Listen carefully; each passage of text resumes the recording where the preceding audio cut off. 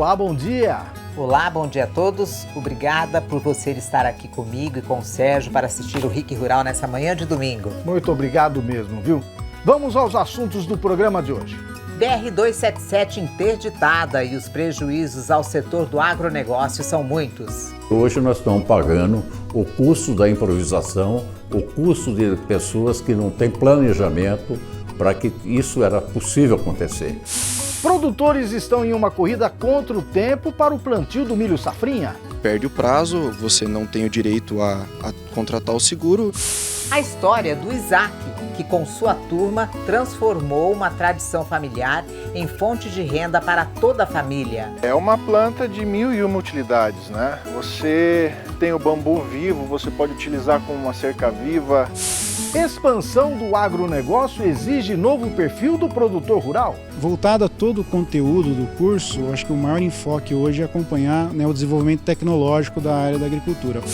Quando e como fazer a dessecação da soja no momento safra de verão? Se a gente antecipar muito a época correta de fazer essa dessecação, a gente pode perder grande potencial de produção. E no Sabor da Terra desse domingo, a receita do frango caipira com pequi. O programa RIC Rural está no ar.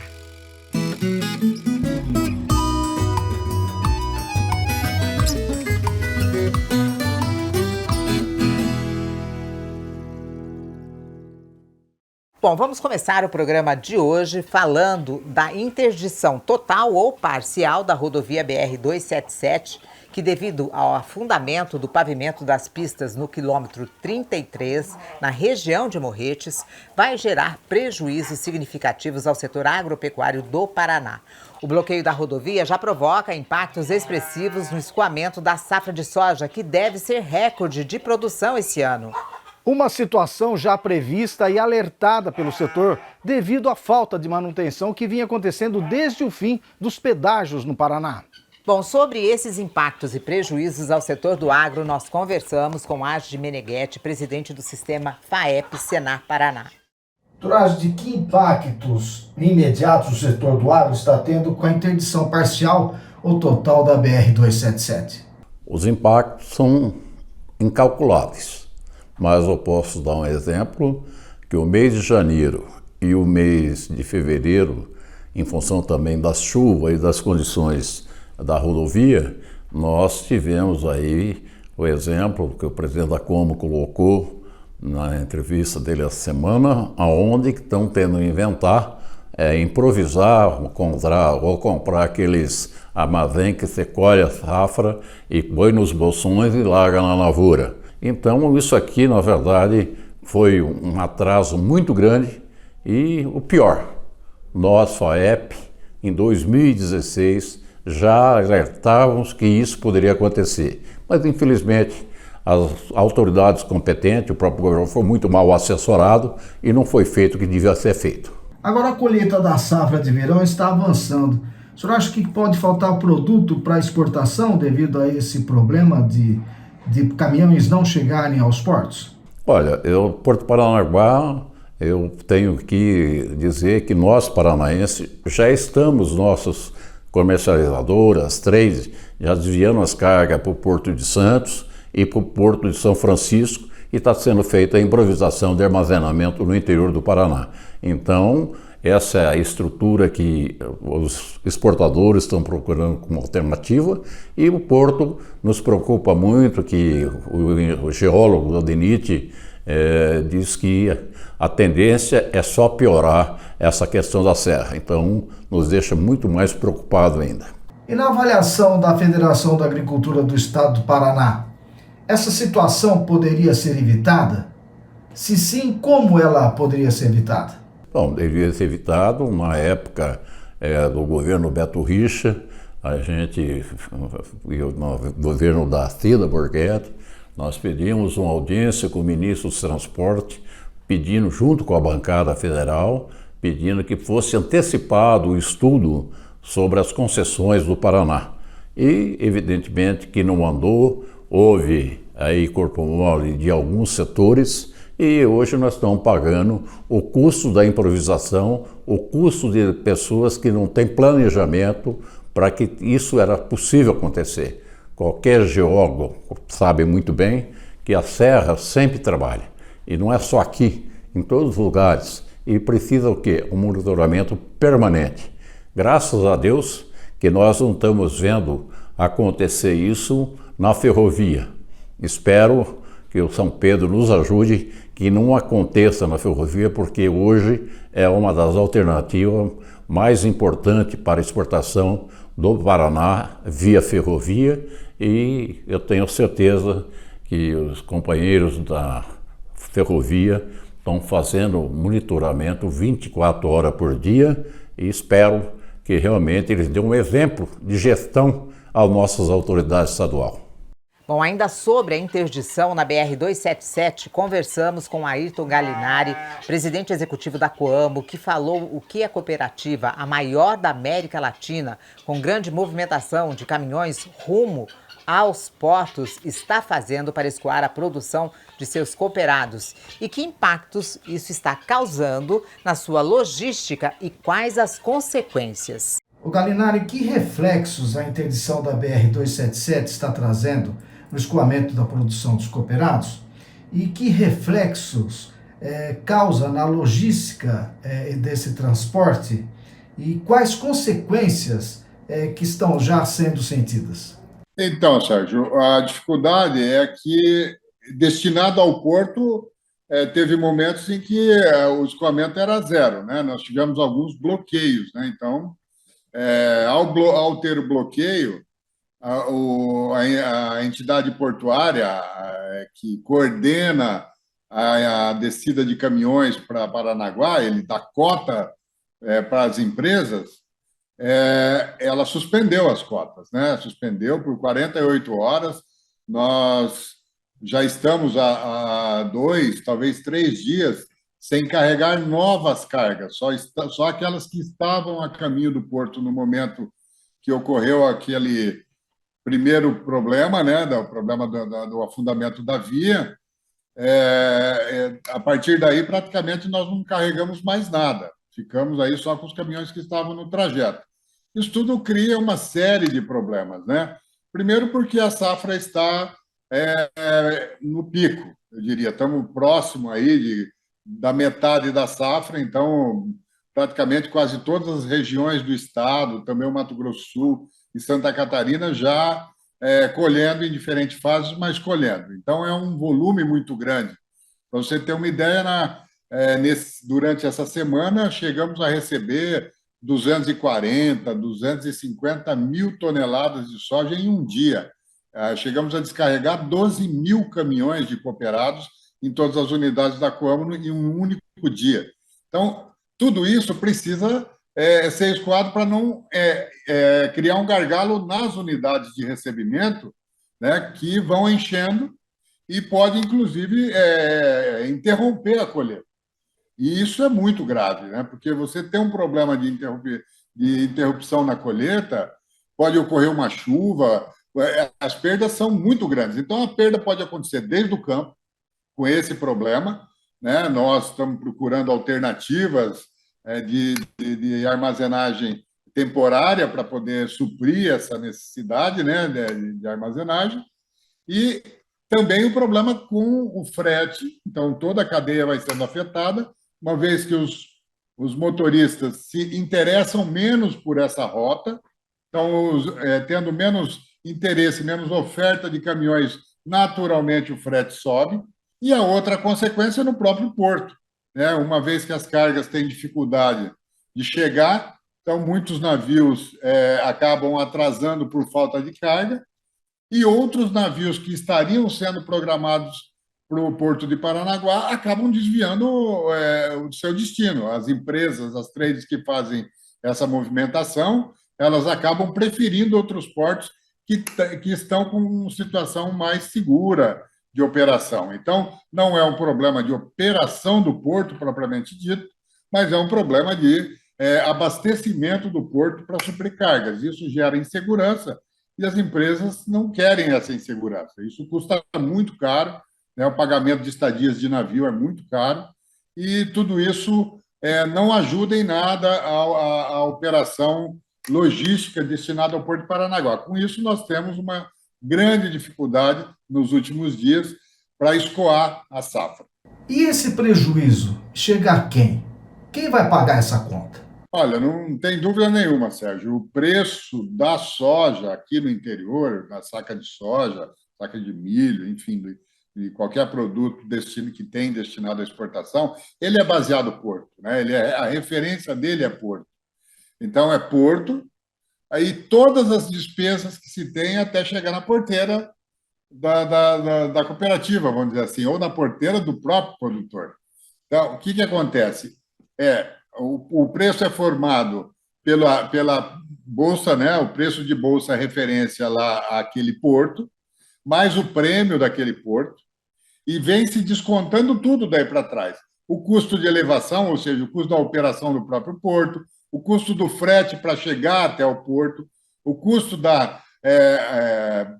vamos dizer, beneficiamento desse produto quando o produtor entrega in natura e aí a cooperativa tem que secar, limpar e armazenar, então esses custos também, e chega-se então ao preço da saca de soja paga ao produtor. Há uma estimativa, nós estimamos aqui dentro da Coamo que nessa operação diária que nós estamos hoje, passaria de R$500 mil dia o nosso prejuízo, sem contar demurragem, só até chegar ao porto. Então, é difícil, né, a situação, porque é um dinheiro perdido. Bom, e os preços do café caíram esta semana em todo o Paraná e do arroz subiu. Vamos às cotações. O café em coco, R$ 16,75 o quilo. O café beneficiado, R$ 1.020 a saca em Maringá e Londrina. O arroz, R$ 118 a saca em Umuarama. O feijão carioca, R$ 380 a saca em Campo Mourão. R$ 420 em Jacarezinho. E o feijão preto, R$ 300 a saca em Ponta Grossa, R$ 270 em Campo Mourão. Nós vamos para um rápido intervalo e voltamos mostrando a corrida contra o tempo para o plantio do milho safrinha no estado. A história do Isaac, que transformou uma tradição familiar em fonte de renda para toda a família. E o novo perfil do produtor rural.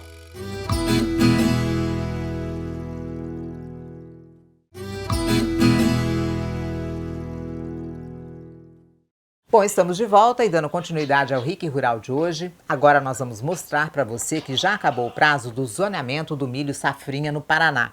Mas muitos produtores não conseguiram plantar por conta do excesso de chuva. O governo do estado tinha pedido ao governo federal mais prazo para garantir segurança aos agricultores durante o plantio. Mas o governo não teve resposta e muitos produtores preferem não se arriscar em plantar sem uma garantia. Isso pode afetar a previsão de produção do milho, segundo a safra, no estado. Agora é uma corrida contra o tempo. Com o atraso da colheita do soja por causa da chuvarada que atingiu a região oeste, o prazo para colocar o milho na terra está terminando. Em Cascavel, a data final foi 28 de fevereiro. Toledo, 10 de março. Cada regional tem um tempo limite e, se extrapolar, perde o seguro. Seria como um seguro de carro, né? A gente não tendo a possibilidade de ter a cobertura do seguro, a gente está sozinho nessa. Então, se você perde o prazo, você não tem o direito a contratar o seguro, então todos os custos, todos os prejuízos a serem arcados ficam dependentes só de quem está produzindo. Por aqui, os agricultores ainda precisam plantar 35% da área estimada para a safra. Nós temos praticamente 85% da área colhida de milho, de soja, e nós temos 65% da área semeada com milho segunda safra. Se nós compararmos no ano anterior, nós tínhamos nessa época 90% da área já semeada com milho, né?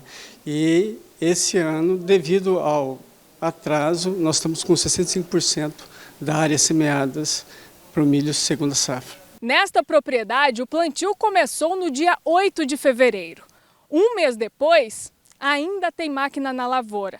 Desse lado, o milho que foi plantado no início do mês passado já começa a crescer, mas aí vem outro desafio, porque logo os produtores rurais precisam passar o defensivo. Mas se continuar chovendo, vai ficar difícil colocar o maquinário em campo. O Vitor está preocupado. as pragas já começaram a atacar as plantas. A gente precisa entrar com os implementos. Nós temos a opção da aplicação com avião, né, que tem um custo um pouquinho maior, mas de certa forma ele ajuda porque auxilia na emergência do milho, né, mas tudo que é em excesso também é um problema, né, então a maior dificuldade nossa realmente está com relação à operação de tudo. E se apertou para quem está plantando o milho safrinha, quem não conseguiu colher o soja está pior ainda. Nesta situação, é melhor traçar novas estratégias. Muitos optam por não plantar o milho ou também buscam a opção do trigo, que daí inicia mais para frente. Mas apesar da instabilidade dos primeiros meses do ano, a expectativa é que daqui para frente o clima mude. Vai depender muito do clima, né? É uma cultura de inverno e, por ser a agricultura uma indústria a céu aberto, ela está vulnerável às condições climáticas. Entendeu? Vai depender muito da condição. Nós vamos estar saindo de um evento de laninha para El Niño, né? Vai ser uma transição agora. Então a gente acredita que há uma condição de clima favorável para a produção do milho segunda safra, com certeza, uma produção boa. Bom, e agora você vai conhecer a história do Isaac, que junto com sua família transformou aí uma tradição em fonte de renda para toda a família. Olha que interessante. O terreno já foi utilizado para diversos cultivos e está com a mesma família há 4 gerações. Hoje a principal planta é o bambu. Para a maioria das pessoas é apenas uma grande plantação, mas para Isaac, dono do local, é matéria-prima e as possibilidades são enormes.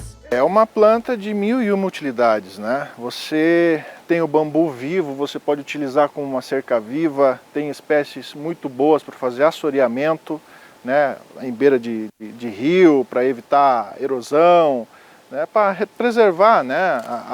O fundo de vale, beira de rio. A parte de decoração é muito utilizado hoje. Os cuidados com o bambuzal, segundo Isaac, são simples, como tirar as plantas secas e aparar a região ao redor, para que o bambu tenha espaço para crescer. Além disso, pode ser feita a colheita de brotos para utilizar na culinária. Antigamente eu não gostava das pessoas que iam lá e tiravam o broto do bambu, porque a pessoa que tira um broto para fim culinário, né, para mim é um bambu a menos que eu tenho para trabalhar. É uma peça que deixou de crescer. Mas estudando a gente vai aprendendo que, na verdade, você tirar um pouco desses brotos é até bom para o bambuzal. O primeiro passo para a transformação do bambu em outros materiais é o manejo, processo para avaliar qual deles já está pronto para ser cortado e utilizado. Segundo Isaac, o ideal é que a planta já tenha mais de 3 anos. O passo seguinte é colocar o bambu no forno, para a saturação do amido e cristalização do açúcar para fortalecer o material e afastar insetos. Eu faço esse manejo, trago esse material aqui para a chácara, aqui eu tenho meu forno de tratamento, é um tratamento em forno com água fervente. Depois dos processos de manejo, tratamento e secagem, o bambu vem para cá, o ateliê do Isaac, onde as peças vão se tornar artesanato e decoração. Com essa lâmina aqui, feito em torneiro, ferramenteiro, né? A gente consegue abrir de uma vez. É um processo 1 a 1, agiliza o trabalho, mas não deixa de ser um processo que é feito 1 a 1, é artesanal, né? Cada peça é trabalhada individualmente. Seu Zé, pai do Isaac, foi quem iniciou o empreendimento com bambu e faleceu há 2 anos. Ele era especialista em peças de artesanato, que eram vendidas em feiras. Isaac deu continuidade ao negócio do pai, mas com foco em artigos de decoração. Eu foco aonde eu já estava bem desenvolvido, já tenho arquitetos que trabalham junto comigo, já tenho os clientes que me conhecem, o pessoal que procura aí na internet e acha, né, a gente e vem buscar algum serviço aqui. Então o meu foco hoje, meu carro-chefe hoje é a decoração de ambientes.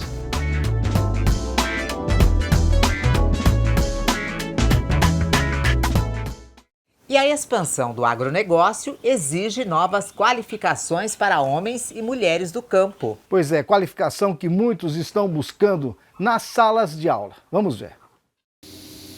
O Brasil fornece alimento para 1,5 bilhão de pessoas em diferentes países. É que o agronegócio brasileiro é um dos maiores produtores e exportadores mundiais. Segundo o Ministério da Agricultura, Pecuária e Abastecimento, em 2022, o valor bruto da produção agropecuária brasileira foi de 1 trilhão e 189 bilhões de reais. Para este ano, a estimativa ainda é um aumento de quase 7%.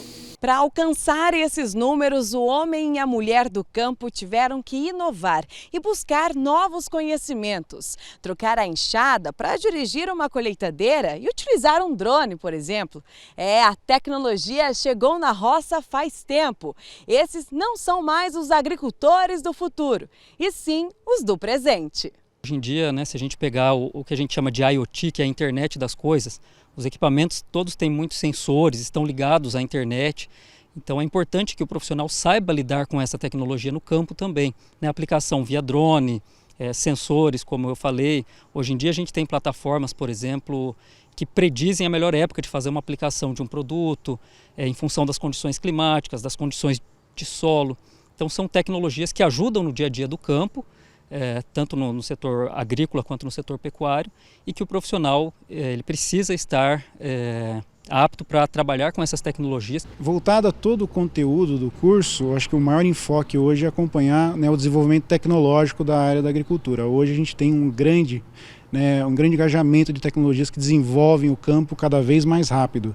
E como em todas as profissões, a nossa também está dentro desse pulsar de evolução tecnológica. Então isso é muito importante, acompanhar todas as tecnologias que são desenvolvidas, implementadas, e a velocidade que isso vem é realmente impressionante, e o aluno tem que estar sempre apto para isso. José estuda agronomia e vem de uma família de produtores. Ele cresceu vendo os pais e os avós trabalhando no campo. Hoje, os trabalhos rurais de José são bem diferentes dos que eram feitos anos atrás. Os estudos vão me ajudar principalmente na associação familiar, para eu dar continuidade no questão dos meus pais.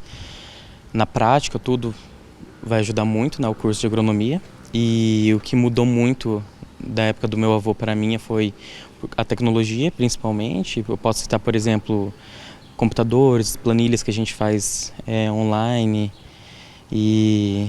No mais é isso. O que também mudou muito é a participação da mulher na roça, porque o agronegócio também é para a mulherada. O marido de Eliane faleceu. Ao invés de abandonar as produções de trigo e soja, ela e a filha resolveram tomar a frente. A mãe já está aprendendo no campo. Enquanto isso, Ayla estuda a teoria no curso de agronomia. Espero que eu aprenda bastante coisa para poder colocar em prática, porque, na verdade, a maioria das tecnologias é difícil chegar rápido no campo, e eu espero aprender para conseguir aplicar logo e conseguir ter mais produtividade, menos perdas de produtividade também econômica. Então eu espero que eu consiga ajudar ela e a gente consiga progredir. Mulherada também, não é mais só para o homem, não. Hoje em dia estamos quase igual, não vamos igualar muito, mas uma hora nós chega lá. Atualmente é bastante comum sair da roça e ir para a cidade, ingressar em uma faculdade. Além de adquirir mais conhecimento, o aluno também consegue um diferencial no mercado agropecuário. A gente observa um aumento significativo na procura pelos cursos de áreas de agrárias, não só agronomia, mas também medicina veterinária. Que se a gente pegar o PIB nacional, a representatividade dele é muito alta a parte do agronegócio. Então é um mercado, um setor que está extremamente aquecido, e isso acaba refletindo na busca por cursos de graduação, por capacitações técnicas, que esses profissionais estejam alinhados com as tendências de mercado, com as novidades que o mercado agropecuário tem trazido todos os anos, que a gente observa. Então essa capacitação que as instituições oferecem, os cursos técnicos também oferecem, é extremamente importante para o desenvolvimento do mercado agropecuário de um modo geral. Quem já tem conhecimento prévio vem para cá, aprimora muito, lapida os conhecimentos, vê que muito do que se faz já na prática dele faz sentido e sai muito mais capaz de dar prosseguimento e aprimoramento nas atividades do dia a dia do campo. José se formou ano passado e já pretende fazer uma pós-graduação. Como engenheiro agrônomo, ele pôde levar o que aprendeu no curso para a propriedade dos pais. Principalmente a inovação de novas tecnologias que vem para agregar o agronegócio, a utilização de novos defensivos e novas tecnologias como novos implementos para para nos estar auxiliando na vida do campo, que possa agregar e aumentar assim a nossa produtividade. E segue no Paraná a colheita da soja e do milho. Vamos às cotações. O milho, R$ 76,00 a saca em várias praças do estado. A soja, R$ 151,00 a saca, média estadual. O trigo, R$ 89,00 a saca, também em várias praças do estado. E a tonelada da raiz de mandioca, R$ 1.110,00 em Paranavaí, R$ 1.170,00 em Umuarama. Nós vamos para um rápido intervalo e voltamos falando de quando e como fazer a dessecação da soja no momento da safra de verão 2022-23. E hoje tem a receita do frango caipira com pequi, do sabor da terra.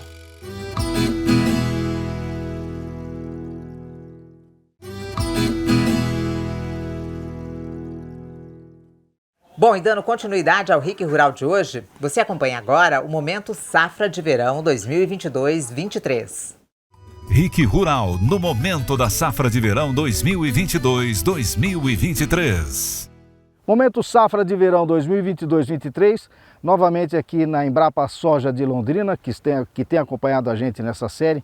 E hoje mais um assunto de extrema importância, um dos assuntos que talvez mais está mexendo hoje com o comportamento do produtor em relação à sua lavoura, em relação à próxima colheita da soja, que é a dessecação da soja. Eu estou aqui com o Fernando Adegas, especialista em plantas daninhas e que também tem informações importantíssimas a ser repassadas de acordo com o que a pesquisa tem mostrado em seus estudos. Fernando, por que é importante fazer a dessecação da soja? Então, Sérgio, na verdade, tecnicamente a dessecação da soja, essa dessecação de pré-colheita, né, é feita por duas razões técnicas. A primeira razão é quando a gente não consegue ter uma maturação uniforme da lavoura. Isso acontece que a gente chama de haste verde, né, aquela planta que fica verde perto de outras que já estão maduras para colher. Pode acontecer por excesso de chuva, se acontecer por granizo, questões de solo, enfim, né, a gente não consegue ter uma maturação normal. Então nós vamos ter que dessecar para uniformizar. A segunda questão técnica é quando a gente tem plantas daninhas no meio da lavoura que pode atrapalhar a colheita. Desde atrapalhar mesmo da parte prática, né, de rolar ali no molinete, até dar um problema de qualidade de grão. Então são as duas questões técnicas. Eu vou ter que uniformizar, vou ter que controlar a planta daninha. Só que tem uma terceira característica que tem chamado cada vez mais atenção, que é os produtores dessecando para antecipar a colheita propriamente dita, né, que a gente faz nas duas outras etapas também a gente antecipa, mas essa é só para antecipar para eu poder plantar uma segunda safra. Aqui no Paraná, por exemplo, no sul a gente faz com milho na segunda safra, em outras regiões algodão. Então são essas três situações, para uniformizar, para controlar a planta daninha ou, mais recentemente, para a questão de antecipar. E esse ano, Sérgio, por coincidência, os ciclos alongaram um pouco, frio no início, muita chuva depois, tempo nublado.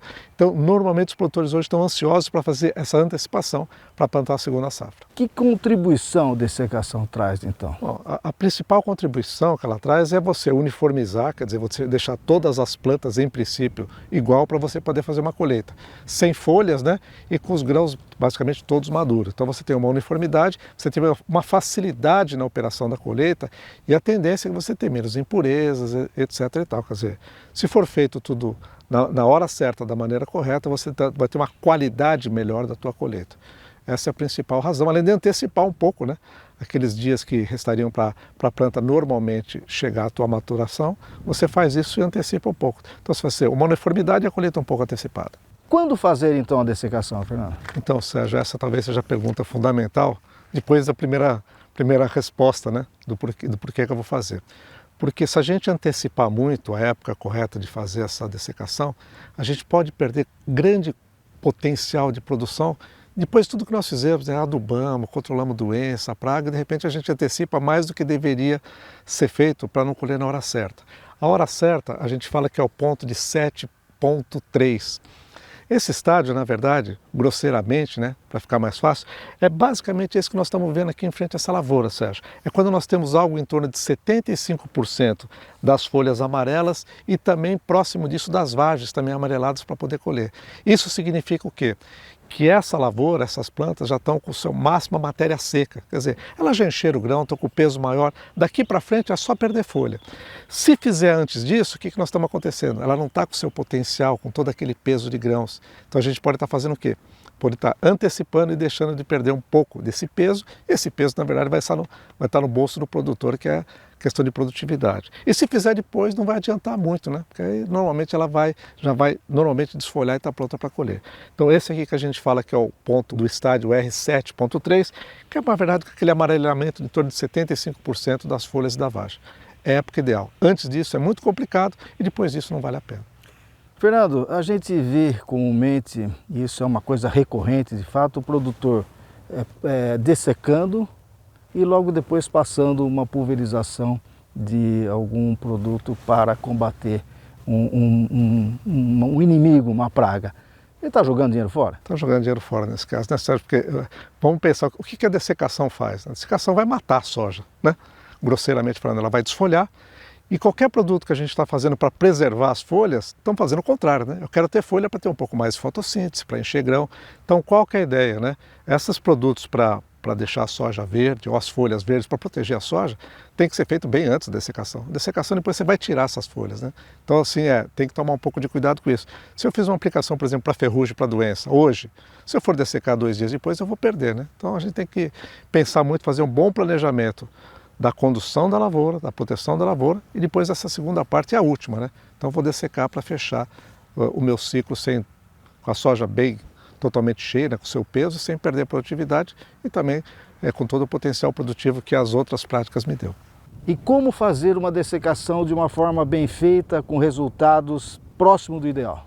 Então, Sérgio, teve as 2 primeiras perguntas, né? Por que eu vou fazer, né? Quando que eu vou fazer? A terceira fase é a ação propriamente dita, né? Então tem que pensar que a dessecação é feita com produtos químicos, basicamente herbicidas, né? Era muito feito com paraquat antigamente, né? Paraquat saiu do mercado, aí vieram alguns substitutos, então esses últimos 2, 3 anos de pós-saída do paraquat está sendo um ajuste de produto. Então o que a gente fala? Primeiro tem alguns produtos registrados, hoje nós temos em torno de 7 produtos registrados, né? E o importante é que esse produto ele tem que tocar na planta toda, quer dizer, em todas as folhas que tem. Então, primeiro, condições climáticas para uma boa aplicação, né? Um volume de cauda adequado e os produtos que estão registrados para isso, né? Então, normalmente são produtos que vão desfolhar entre 5 a 7 dias, né? E cada um deles tem um período que depois a gente aplica para colher para não ter resíduo no grãos. Então, como é que a gente vai fazer? Escolher um produto que está registrado, temos algumas opções no mercado, pensar nas condições climáticas e numa boa situação de tecnologia de aplicação e após a aplicação esperar o tempo para a gente colher para não ter problema de resíduo, né? Não ter problema de contaminação nenhum. É o final que a gente faz, depois de que por que nós fizemos, quando nós fazemos e terminar bem feito. E lembrando, né, que nós estamos numa época de bastante chuva, né? Se a gente também desseca, pode ter chuva na sequência, podemos ter alguns problemas também da demora um pouco maior para controlar a planta ou não. Então são algumas situações que são importantes, como você falou no dia de hoje. Muitos produtores perguntando da dessecação, porque é o que está acontecendo nessa situação, não só no Paraná, como no restante do Brasil.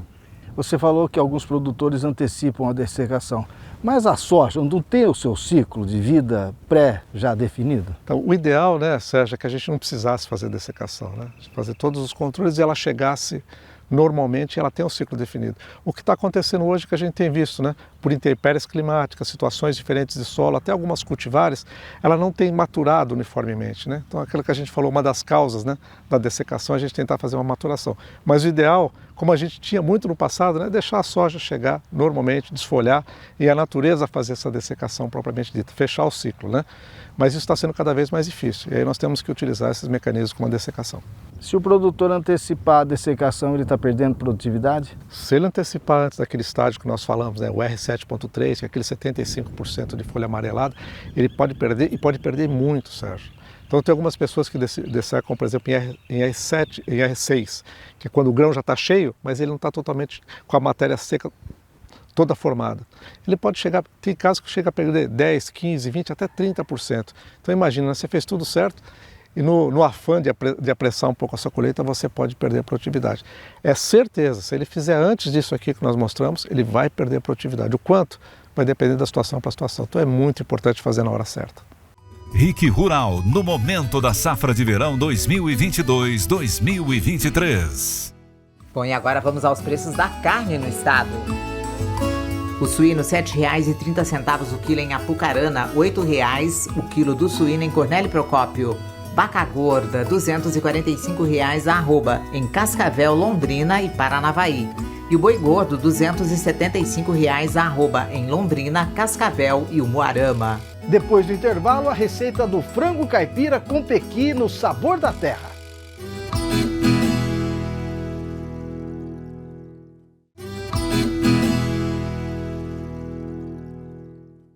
Estamos de volta e agora o Sabor da Terra, com uma receita sugerida pela Beth Barbosa, a nossa amiga de São José dos Pinhais. Sabor da Terra. Oferecimento Zaeli. Delicie-se em todos os momentos do seu dia a dia. Pede Zaeli. Bom, gente, mais uma receita deliciosa nesse domingo. Eu tô aqui com o Cleverton em Mandaguaçu e nós vamos preparar um frango caipira. Com pequi, gente, ó. Pequi de Goiás. De Goiás. Aí vai cebola, tomate, né? Nós temos aqui o alho, cheiro verde, sal e o coloral. Cleverton, qual que é o primeiro passo? Picar o frango. Picar o frango. Então vamos lá.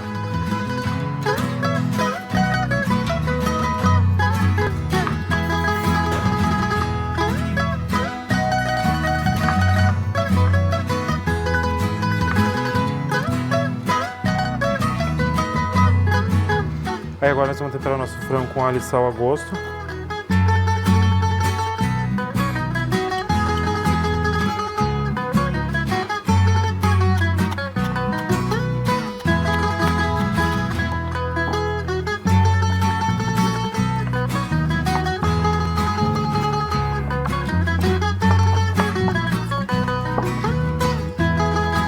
Bom, gente, ó, o Cleverton deixou o tempero marinando aqui por uns 30 minutos, né? Isso, mais ou menos. E agora nós já vamos para a panela. Já vamos para a panela. Começar a fazer aí a nossa receita. Você vai colocar Vou colocar óleo. só um fio de óleo para começar a derreter a nossa gordurinha. A gordurinha do frango, do gente. próprio frango. Lembrando que é frango caipira, né?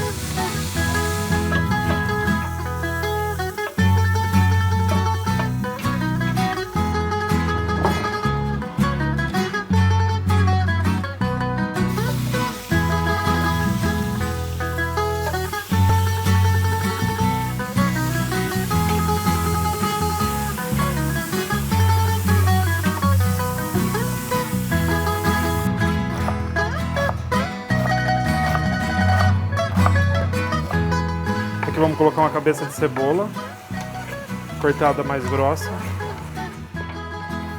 Agora vamos deixar ele cozinhando e pingando água até o garfo estar entrando nele, ficando bem macio.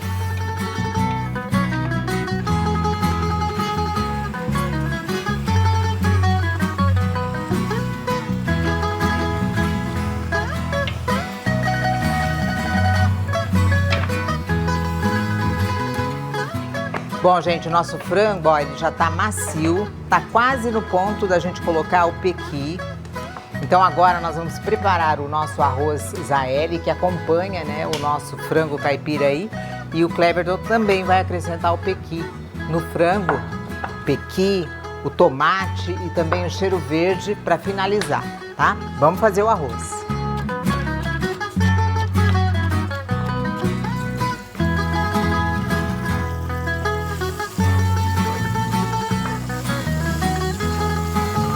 Bom, gente, nós fritamos aqui o alho, né, com sal.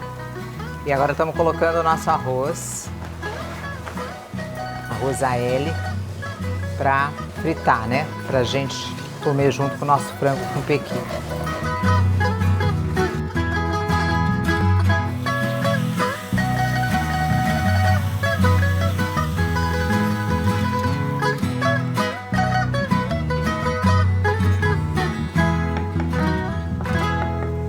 Agora vamos acrescentar o nosso pequi. Quanto que tem de pequi aí, hein, Cleverton? Aqui tem 1 quilo. Mas o pequi você pode pôr ele a gosto, né? É pra acabar com o pequi do Goiás. É pra roer todo o queijo de Minas. Esse pequi é uns 20 minutos para cozinhar? Mais ou menos. A paixão que eu sinto nessa menina é pra acabar com o pequi. Gente, nosso frango com pequi que já tá quase pronto. Esse aqui já está começando a ficar molinho. E vamos acrescentar o nosso 5 tomates. Então, e ele é cortado grosso, né? Cortado grosso, que é para ficar tipo os pedacinhos, né? Pra aparecer, né? Isso. Agora mais 5 minutinhos só para dar uma amolecida no nosso tomate, já vai estar pronto. Agora, para finalizar nosso frango, vamos jogar um pouquinho de cheiro verde.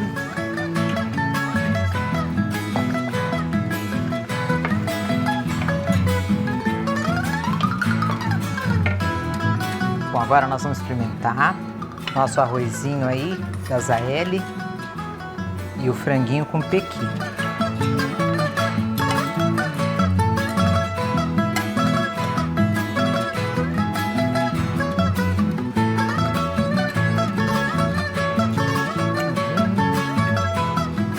Gostoso, Kleber. Bom, arroz. Nossa.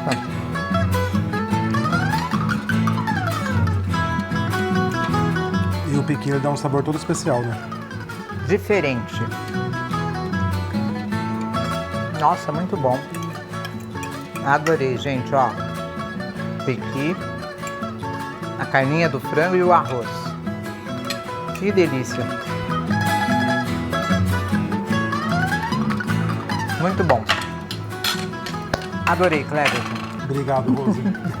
Como sempre, eu gosto muito das suas receitas. Que bom. Espero que vocês de casa aí também tenham gostado, gente. Parabéns, viu? Obrigado, Rose. Muito bom. Sabor da Terra. Oferecimento Zaeli. Delicie-se em todos os momentos do seu dia a dia. Pede Zaeli. Bom, as receitas e as reportagens mostradas no programa deste domingo você encontra no nosso canal no YouTube, youtube.com/RicRural.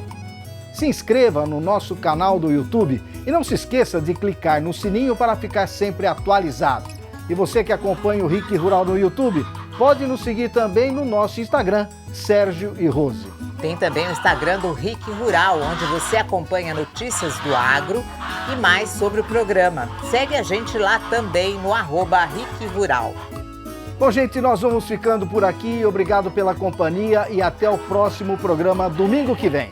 A todos uma boa semana de trabalho no campo e até o próximo domingo que vem com mais um programa especial. Às 9 da manhã. Tchau. Tchau, gente.